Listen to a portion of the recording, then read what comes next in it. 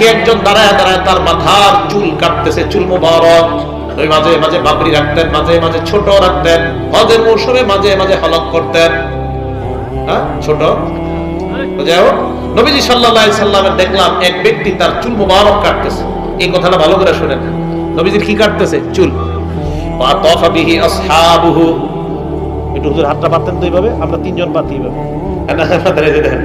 ওয়া তাফা বিহি আসহাবুহু, সাহাবায়ে কেরাম সবাই চারদিক দিয়ে এইভাবে হাত পাইতা রইছে। মা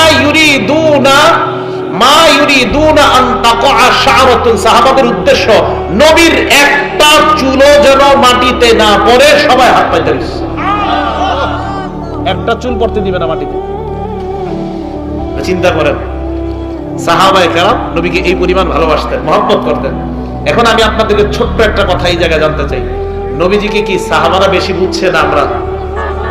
বলে না জোরে, আমরা না সাহাবারা?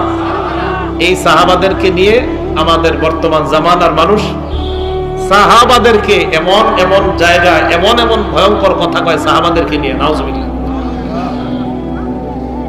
কোন একটা চ্যানেলের মধ্যে আমার একটা বয়ান আছে, দেখবেন সাহাবাদের মর্যাদা, দুইটা অংশে বয়ানটা আছে।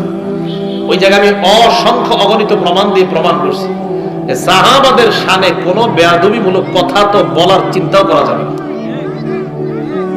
তাহলে নবীজিকে আমাদের নবীর সাহাবারা বেশি বুঝছে না আমরা? সবাই বলেন এবার হাত পাইতে রয়েছে। আল্লাহ আমাদের সকলকে নবীর পূর্ণ মহব্বত আমাদের দিলে পয়দা করে দেন, আল্লাহ তৌফিক দান করেন।